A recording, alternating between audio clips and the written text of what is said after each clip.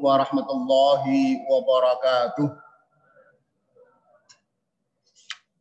Alhamdulillah wassalatu wassalamu ala Rasulillah wa ala alihi wa sahbihi wa mawalah. Allahumma salli ala nabiyyina Muhammadin wa ala alihi wa sahbihi wa sallim ajma'in. Bapak Ibu jamaah subuh Masjid Baitul Haq rahimakumullah. Alhamdulillah, segala puji bagi Allah yang telah memilih kita sedikit orang yang setia mencintai masjid dan majelis ilmu. Sedikit itu tidak banyak, tidak banyak itu sedikit. Ya begitulah. Tetapi Allah tetap mengapresiasi, menghargai kehadiran Anda di tempat mulia, di waktu yang mulia dengan sebuah kemuliaan, yaitu mengirim para malaikatnya ikut hadir di majelis ini, mengamini doa-doa kita. Karena itu senyampang dihadiri para malaikat, saya doakan mudah-mudahan panjenengan semua barakah dan panjang umurnya, sehat semuanya, barakah dan berlimpah rezekinya, sehat ekonominya, dan semoga segera lunas hutang-hutangnya. Bapak Ibu yang kami hormati, pagi ini saya ingin menyampaikan protokol langit. Apa maksudnya? Cara pandang yang kita memakainya tidak pakai kacamata biasa, tetapi memakai kacamata takwa. Sehingga hilang atau tidak hilang, ukurannya bukan seberapa rumah yang terbakar, seberapa gaji yang hilang, seberapa ekonomi yang tersungkur, tidak. Tetapi kacamata takwa itu seberapa situasi ini mengantar atau menjauhkan kita dari takwa. Kalau kita memakai kacamata takwa, definisi bisa berubah. Maksudnya, apa yang orang sering sebut sebagai musibah seperti sekarang. Kalau ternyata musibah itu justru mengantarkan kita lebih dekat kepada Allah, maka layak itu disebut sebagai anugerah. Sebaliknya, apa yang orang sebut sebagai anugerah, nikmat, berlimpah, tetapi dengan itu justru menjauhkan kita lalai kepada Allah, maka lebih layak itu disebut sebagai musibah. Sepertinya kita masih melihat fenomena ini dengan kacamata dunia, bukan dengan kacamata takwa. Buktinya protokol yang kita pakai, protokol bumi, belum melibatkan protokol langit. Apa itu? Kita mengetahui data-data yang terkena pandemi ini semakin hari semakin meningkat ya. Tiap hari kok tembus rekor baru. Dulu 4.000 gede-gede kita. Sekarang 6.000. Naik lagi 8.000. Terus begitu. Trending topik entah di media sosial atau di warung-warung kopi atau di berbagai media ya, pasti banyak yang kaget. Lalu pemerintah juga menyampaikan, kalau kita belum mampu menjinakkan virus corona, ya, kenapa kita tidak mencoba mengakrabinya? Mengakrabi itu dalam arti bukan ceroboh, tetapi waspada. Tetap neng masjid, jaga jarak. Ya, waspada dengan 3M tadi, yaitu memakai masker, menjaga jarak, dan mencuci tangan. Dipromosikan, dikampanyekan di mana-mana. Itu saya sebut protokol bumi. Saya tambahi 1M menjadi 4M adalah menjaga iman. Yang terakhir ini, the last but not least, menurut saya paling penting. Mengapa? Banyak orang yang 3M, semuanya dilakukan protokol bumi, tetapi di tempat warung kopi, di mana-mana masih sering mengeluh. Nek wong Surabaya misuh-misuh gitu. Bahkan ada yang putus asa. Menurut hemat kami, mengeluh itu pertanda jauh dari Allah. Misuh-misuh itu pertanda takwanya tambah jauh dari Allah. putus asa, itu levelnya kufur dari rahmat Allah. Wala tayasu min rauhillah innahu la yayasu min rauhillah illal qaumul kafirun. Ada di surat Yunus. Ya, gitu. Kenapa saya sebut mengeluh, memaki keadaan itu sama dengan jauh dari takwa? Karena sama artinya tidak ridho dengan takdir Allah. Orang yang demikian, meskipun dia hafal rukun iman, tetapi hakikatnya tidak yakin dengan rukun iman yang nomor 6, yaitu iman kepada qadha dan qadar. Orang yang terus memaki keadaan, memaki kegelapan, misuh-misuh, mengeluh, saya khawatir. Ini pertanda tidak ridho atas ketetapan Allah. Ditegur dalam sebuah hadits qudsi, "Malam yarda ala qada'i, walam yashkur ala nikmati, walam yasbir ala bala'i, falyattakhid ilahan siwa'i." Sing sapa wonge, barang siapa yang tidak ridho atas ketetapanku, ngomel aja. Ya, pandemi sampai kapan? Ya, banyak PHK, bisnis terus buka kuliner, buka bisnis macam-macam, alah sulit. Sing tuku gak teko-teko, sing teko gak tuku-tuku, delok tok ae. Semua gitu. Maka ya, dan kemudian tidak syukur atas nikmatku dan tidak sabar atas balakku, maka silahkan mencari Tuhan selain aku. Diusir sama Allah. Karepmu. Diusir kan golek warung kopi no gampang lecek nih gini ya. Diusir mencari Tuhan selain Allah. Mau kemana kita? Fa'aina tadhabun? Mau pergi kemana kita? Hadis qudsi. Orang yang selalu mengeluh, memaki keadaan, memaki kegelapan, sepertinya tidak pernah ngaji dan tidak ingat akan Al-Baqarah 155 yang banyak dibacakan oleh imam maupun oleh para ustaz, yaitu walanabluwannakum bisyai'in minal khauf wal ju' wa naqsim minal amwali wal anfusi was samarat wa basyiris sabirin. Asal katanya nabluwa.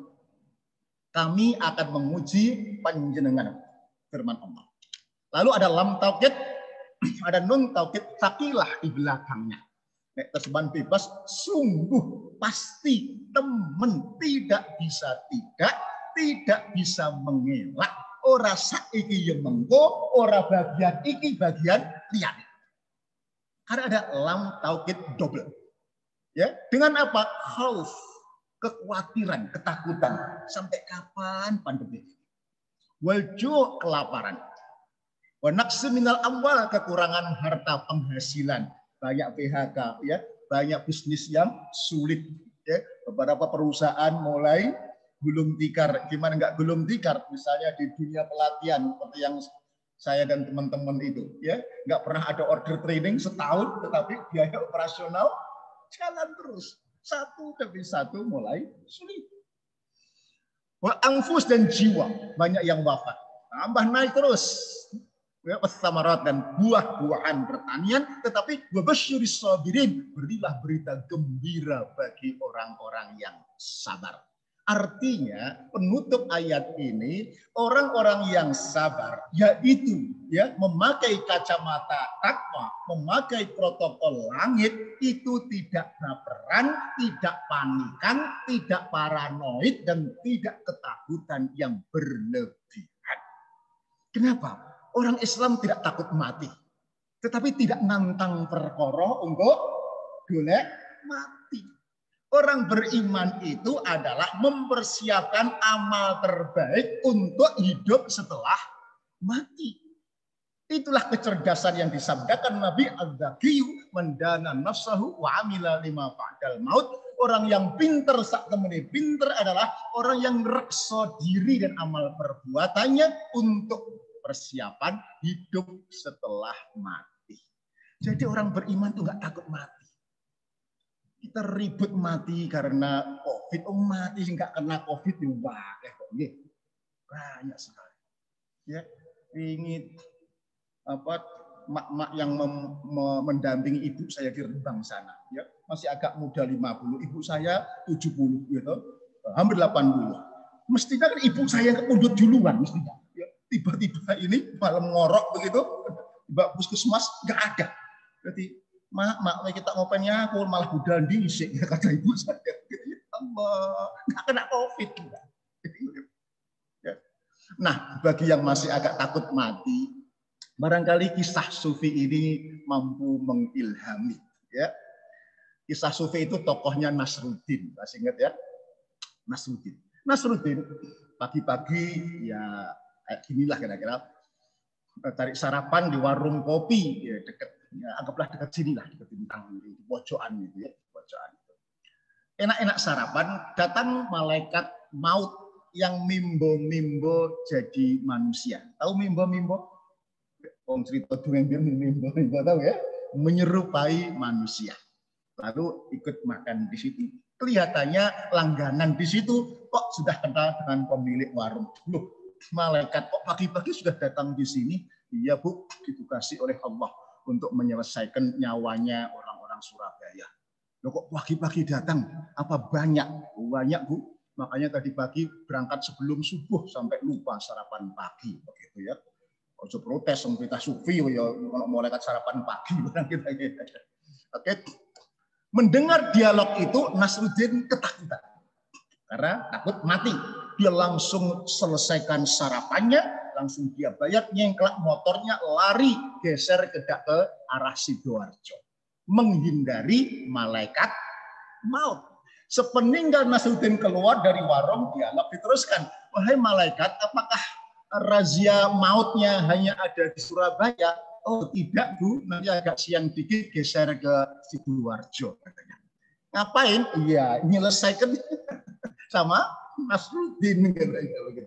Artinya Nasruddin mengira dia telah berhasil lari dari takdir Allah.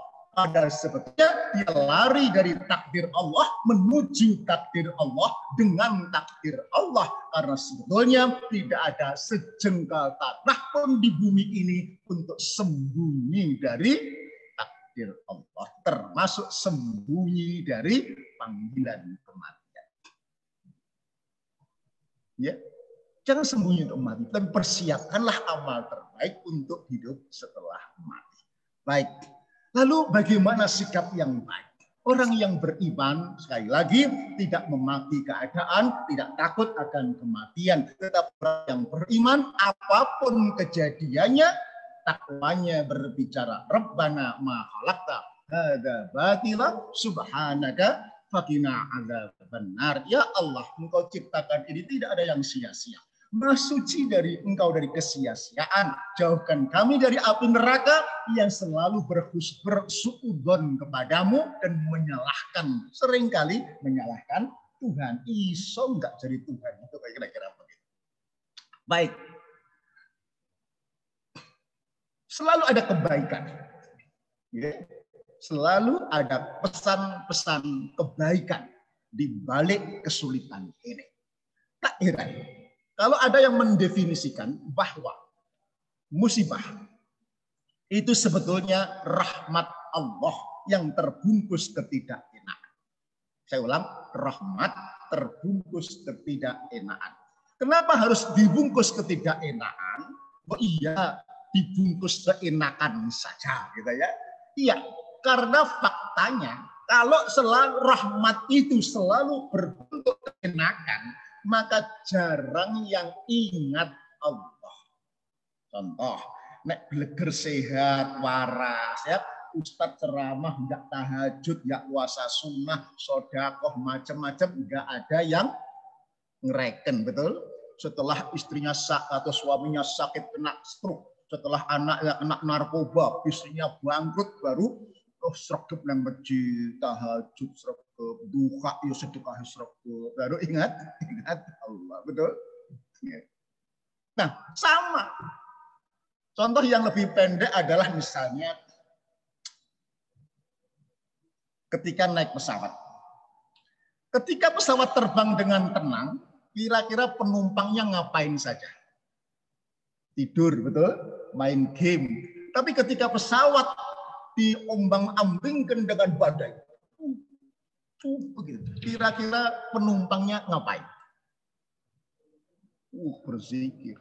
Malam tahun baru kemarin, tahun baru itu saya dengan istri terbang ke Halim. Mestinya jam 4 itu mendarat di Halim. Ya. Tetapi korban beras sampai Jakarta banjir terbesar, masih ingat ya? Maka sudah 2 jam berputar-putar di atas Halim, pesawat gak kunjung mendarat, muter, mempaskan angin, begitu. Kira-kira penumpangnya ngapain saja? Ngapain? Berzikir, subhanallah, Allah, subhanallah, Allah, termasuk saya. Artinya, ya, goncangan pesawat mengingatkan penumpangnya kepada Allah.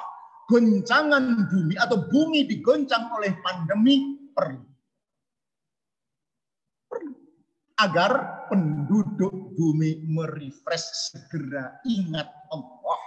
Orang mekitik sakar PDW, kira-kira begitu. Ya. Tidak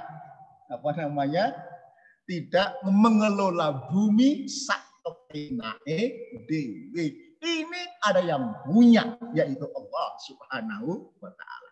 Contoh sak kepenae dewe itu apa ya? Soal makanan misalnya. Tak wis dibagi-bagi toh, iki makanane menungso, iki makanane binatang, betul? Iki makanane ulat, iki makanane burung, wis dijatah dewi-dewi. Nah, suatu hari betul-betul manusia itu rodok serakah, duduk bagiannya dimplok kabeh. Nggih. Suatu hari saya dijamu ketika waktu itu berkesempatan keliling dunia, berangkat ke Eropa, berangkat muter dari Biak, kemudian Hawaii, kemudian masuk Amerika, pulangnya muter ke Eropa, ya sampai kemudian Shanghai, baru balik ke Indonesia. Di Shanghai saya dijamu makan di restoran tertinggi, ya restoran berputar sambil makan melihat pemandangan Shanghai di malam hari. Keren, maunya sih menjamu saya, kira-kira begitu. Sampai di tempat ternyata model makanannya prasmanan. Apa menunya? Betul-betul kebun binatang, Bapak. Real. Jadi ono ular, ya toh, ono kelelawar, really kelelawar ada. Ya. Kelelawar, babi, bekicot, kodok gitu. Pak iki panganan opo ya? Terus mau turun mau seluwe satu-satu jauh-jauh. Terus Bapak pesan apa? Yes, nasi goreng telur sajalah, saya bilang gitu. Jadi toko Shanghai muter dunia nasi goreng telur ini ketintang lah akeh. Ya Allah, ngeceriel. Menurut saya ini kurang ajar. Ini kurang ajar. Ya, artinya sudah Allah membagi makanan ini enak-enak dan terukuan. Ini saya kira sekali lagi mengingatkan kita untuk la'allahum yarji'un. Rahimahullah. Makna la'allahum yarji'un ini kemudian diterjemahkan oleh Imam Ibnu Athaillah dalam kitab Al-Hikam. Yang panjenengan terkena musibah, jangan seperti anjing. Apa maksudnya? Anjing itu kalau dilempar tulang oleh tuannya begitu, maka anjing lari kemana? Betul, rebutan tulang sampai lupa kepada tuan yang melemparnya. Betul? Nah, kita manusia bukan anjing, punya iman, punya akal. Ketika dilempar Allah musibah, jangan menghadapi musibah etsa. Apalagi sedikit agak kesombongan. Kena. Ya. Tetapi kita punya Allah. Akseslah Allah dengan berbagai pintu akses. Apa itu? Zikir, doa, ya, amal-amal kebaikan, ya, kemudian tahajud, ngaji, dan jangan lupa sedekah. Beramalah dengan amal-amal yang dicintai penduduk langit agar hadir keajaiban langit atau dengan protokol langit dan Allah berkenan mencabut musibah ini. Nek bahasa Jawa ini ndp. You know ndp? Ndp ini apa? Ini wong desa napa wong kutha? DP itu jenengan ibu-ibu, bapak-bapak punya putra dikongkon apa ngewangi wong tuh wangel banget. Isu dituru gitu ya. Tiba-tiba anak kita pinter, isu-isu ngewangi bapak nyuci mobil, ngewangi ngepel, ngewangi ibuke apa jenenge blonjo masak resik-resik gitu ya. Tiba-tiba kira-kira setelah baik ngewangi macam-macam itu, setelah itu mau ngapain dia?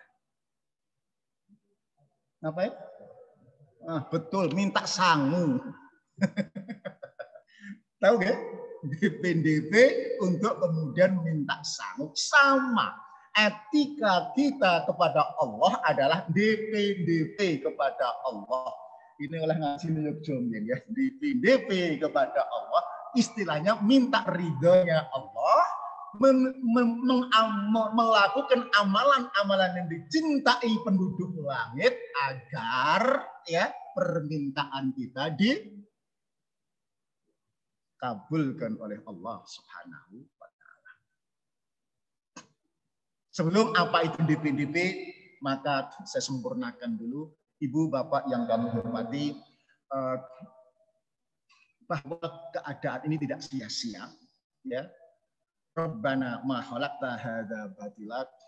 Ada yang mengatakan bahwa pandemi ini tidak sia-sia, akan mampu menyeleksi sebagaimana gabah diinteri. Pernah saya sampaikan ya, gabah ditapeni. Pirsa gabah ditapeni? Iso gabah diinteri? Nek wong desa pirsa nggih. Lempar-lempar, putar-putar, tarik mundur, lempar lagi, putar lagi, tarik mundur lagi berkali-kali. Tujuannya apa? Memisahkan mana padi, mana batu, ya? Atau mana yang kosong, yang gombong. Sama, bumi ini diinteri oleh pandemi, ya. Ekonomi negara-negara adidaya ambruk semua. Ya, resesi semua. Ya, Jerman duluan, Eropa banyak yang duluan, Amerika semua resesi. Diinteri untuk memilah mana padi, mana batu. Sama, dunia diinteri oleh pandemi untuk memilahkan siapa yang imannya berkualitas padi, makin merunduk, makin berisi, dan siapa yang imannya berkualitas batu, dilempar pandemi pun masih berkepala batu. Khalifah Ali dengan cerdas membedakan, ini loh bedanya, pandemi ini memisahkan bedanya alim dengan lalim. Orang alim diberi isyarat langsung ingat kepada Allah. Orang lalim dilempar pandemi pun masih begegek ya, begegek, tidak segera ingat Allah Subhanahu wa taala. Malah kesombongannya yang muncul atasi. Nah, ini akan memilahkan tiga kelompok manusia. Small man talking about the problem. Lagi orang-orang kerdil, orang-orang yang tadi jauh takwanya itu selalu berbicara masalah. Memaki keadaan, memaki kegelapan. Kalaupun nge-share yang menakut-nakutkan. Okay? A great man talking about the solution. Orang besar bicara tentang solusi. Mencari solusi. Bagaimana tetap beribadah, tetap ngaji, tetapi aman. Jadi, yang ketiga, genius man find opportunity behind the problem. Orang-orang jenius justru mencari celah, mencari kesempatan di tengah-tengah banyak orang susah untuk bisa berbagi, do something. Ya, karena ini berbuat di saat orang ekonominya berat, itu nilai pahalanya amat sangat dicintai oleh Allah. Baik, kita mengambil yang ketiga, genius man. Ya, istilah Nabi ad-daqiyu, orang yang cerdas versi Nabi, selalu mencari celah, laku kemuliaan di saat orang lagi repot, susah, sumpah. Oke? DP, amal-amal yang dicintai oleh Allah itu sering dibacakan para ustadz di sini adalah Ali Imran ayat 134. Tentu dimulai 133 tentang taubat, ya. Wasari'u ila maghfiratin mir rabbikum wa jannat ardhas samawati wal ardh wa'iddat lil muttaqin. Keempatnya, alladzina yunfikuna fisyarra'i dzarra'i wal kadhiminal ghaidha wal 'afina 'anil nas wallahu yuhibbul muhsinin.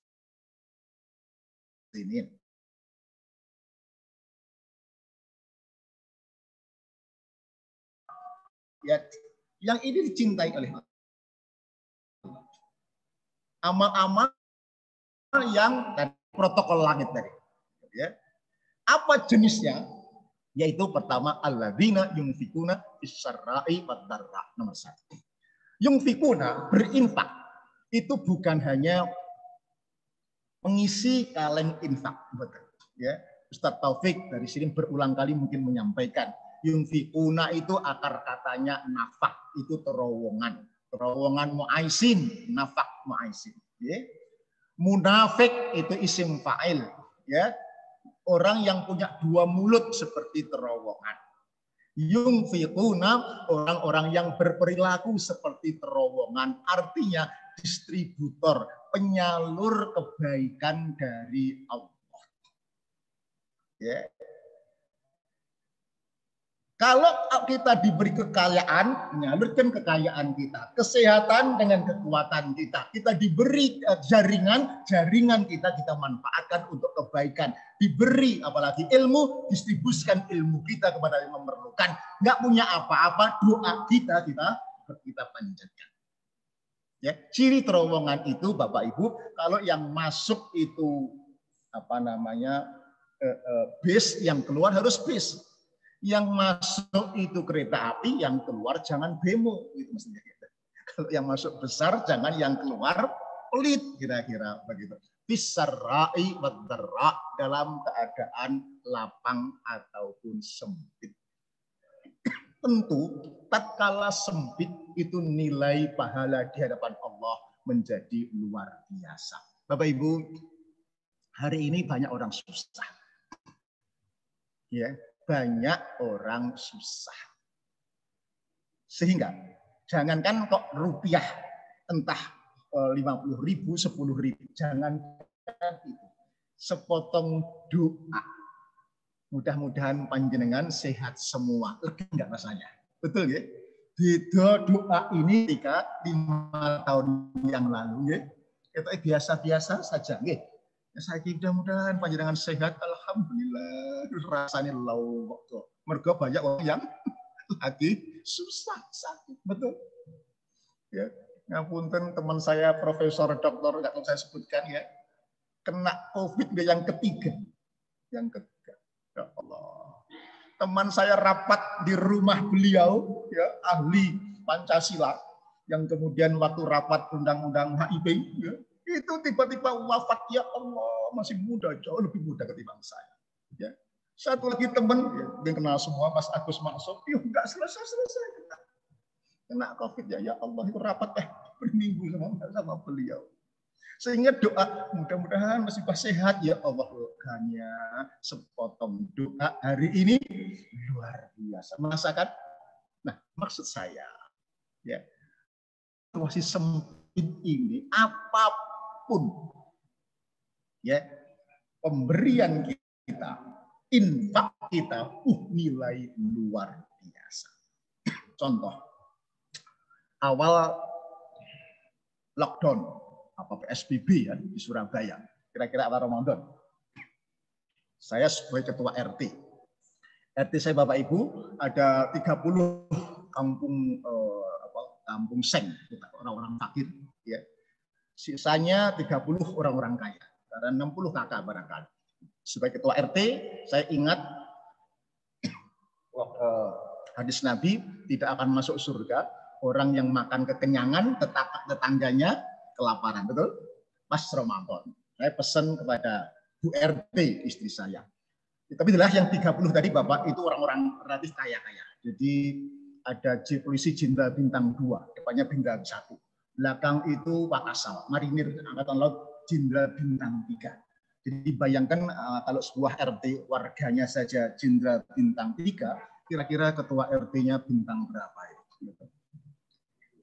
Bintang 7 alias mumet ya. Karena bintang 3 musuh polisi kolonel belakangnya ribut gitu, walah kapan tinggi jauh sama aku di keret kalau itu. Oke. Nah, Isti tolong persiapkan ya paket sembako ya 3 kali selama Ramadan, awal, tengah, akhir Ramadan. 100.000 untuk 30 fakir miskin. 30 kali 3 berarti 90 paket. Langsung Umi besoknya menghubungi orang-orang kaya 30 orang tadi. Bu, monggo kami atau Pak RT punya program membagikan 3 kali paket sembako. Kenapa perlu 3 kali? Pak, kalau dibagikan sekali, saya khawatir sama suaminya berasnya dijual, dibelikan rokok. Nah, lalu dalam waktu 2 hari saja ya, terkumpul 145 paket. Kelebihan. Artinya, saya tambah-tambahin lagi, cukup saya bagikan sampai Idul Adha tiba. Jadi mereka bisa cukup makan karena selama lockdown, selama PSBB, ya nggak bisa bekerja, nggak bisa dodolan, ada jaminan berupa paket sembako tadi. Alhamdulillah, RT kami tidak ada yang terkena. Ya, padahal RT 1 sampai 8 ada yang kena semua. Kami 9 nggak ada yang kena. Kemudian ayo kita bersyukur Bapak Ibu, turunan lagi. Kita membagi paket imun. Paket imun itu yes, pokoknya untuk menjaga imunitas. Ya. Ada vitamin C saya berikan, kemudian jeruk nipis, ada empon-empon, ada madu, ada jahe, ada apa lagi? Ada pokoknya yang ada dikirim semua.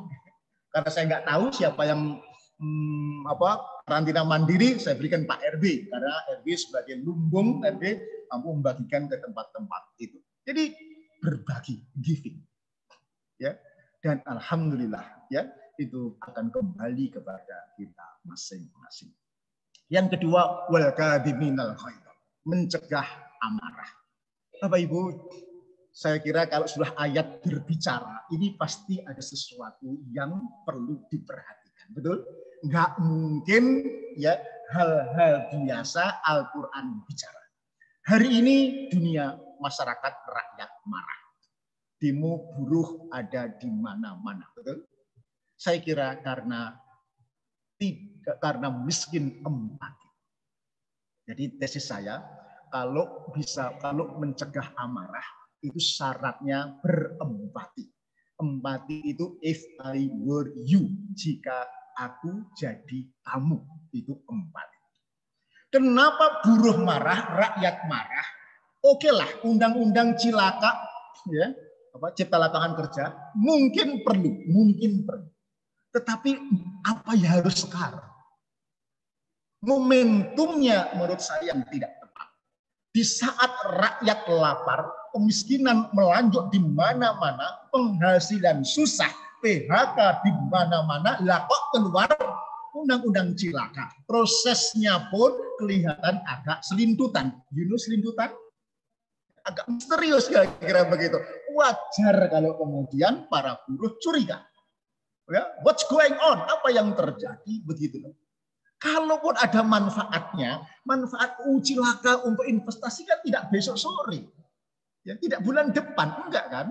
Itu masih dikawal dengan beberapa 3 permen, dikawal dengan 3 lembaga. Sedemikian rapinya baru ada red carpet untuk para investor masuk ke Indonesia. Itu pun masih bangun macam-macam ya. Baru kemudian kira-kira 4 tahun lagi lah ya, baru akan banyak lapangan kerja. Kalau efeknya baru 4 tahun lagi, kenapa kok kayak kesetanan seperti ini gitu loh? Sudah kering ya, ini rumput udah kering ya, kemudian dikasih minyak kena api, maka rakyat marah. Keluarga juga banyak marah, betul? Kenapa? Bapak work from home, iya nek work from home tok, lah nek potong gaji, lah nek PHK nguring-nguringan tok, gitu. Istri ibu juga marah-marah, gitu. Wis penghasilan pas-pasan, ya. Kemudian anaknya daring, anaknya ngeribut gak karu-karuan. Yang SD tanya, "Ma, ini gimana matematika persamaan dan pertidaksamaan?" Aduh nak, dulu mama itu nggak bisa, sekarang kok lupa kayak begitu. Yang SMP nanya, "Ma, ini gimana sin pos tangan, aduh namanya ingat cuma satu, fungsi potangan katanya begitu, yang lain nggak ingat, uring-uringan. Buktinya ada seorang anak di Bekasi SD kelas 1 mati gara-gara dipukul anaknya tidak mau daring. Ada anak yang kemudian diabaikan. Takok ini gak iso, maknya gak iso, gak respon. Wah iya sibuk boleh membantu ekonomi. Si anak bunuh diri SMP kelas 3 di Kalimantan Utara. Survei membuktikan mak-mak yang marah-marah itu kekerasan fisik, ya, kekerasan fisik, memukul, menempeleng, nyetot, gewer itu naik 11%. Sekarang udah naik lagi. Itu data 5 bulan yang lalu. Kekerasan verbal, mak-mak ngomel-ngomel, marah-marah, bengok-bengok karena anaknya nggak mau daring itu naik 65%. Pertanyaannya, mana mungkin lahir anak solih dan solihah dari keluarga yang isinya marah-marah? Mungkin enggak? Ini baru 7-8 bulan. Kalau 2 tahun dimarah-marahi terus, oh ya gak benjut anaknya. Ya. Maka resep untuk wal kadhiminal ghaidha dal wal afina 'anin nas, memaafkan kekurangan, kekhilafan istri kita, suami kita, kekurangan anak-anak kita. Ya tadi sekali lagi empati. Kenapa empati? Saya nukil dari nasihat pendek Khalifah Umar. Nasihat pendek Khalifah Umar. Saya yakin Khalifah Umar pun belajar dari bagaimana Nabi dan Aisyah membangun keluarga sehingga tidak mudah marah. Itu resepnya satu kalimat pendek, yaitu empati. Suatu hari ada seorang suami yang tiap hari diomelin terus sama istrinya. Ya. Jadi kalau ibu-ibu di belakang banyak yang ngomel, terus itu kelihatannya keturunan dari sahabat zaman Umar. Nah, takut KKDRT, artinya sang suami ini mau curhat, konsultasi sama Khalifah. Sesampainya di rumah Khalifah Umar yang sederhana, mau ngetok begitu, tidak jadi. Kenapa? Di dalam rumah itu kedengaran. Khalifah Umar yang gagah berani, setan saja ketakutan, itu ternyata sama diomelin sama istrinya. Dan Khalifah juga diem saja, gak membantah, gak membentak, gak membalas. Persis seperti bapak-bapak di sini. Waktu diomelin, kira-kira begitu ya. Baru kemudian dia gak jadi, seperti balik kanan. Baru beberapa langkah meninggalkan rumah, Khalifah Umar keluar. Sahabat, balik. Kenapa nggak jadi ke sini? Iya Khalifah tadi mau konsultasi, mau curhat. Tentang apa? Itu loh Khalifah, istri saya cerewet ya Masya Allah. Tanggal muda ya cerewet, tanggal tua apa lagi? Ya, terus nggak jadi, malu Khalifah. Ya, kenapa malu? Ya, ternyata Khalifah Umar kok tambah nemen. Nasihat pendeknya, wahai sahabat, berempatilah kepada istrimu. Satu kata, berempatilah kepada istrimu. Istrimu itu dia manusia.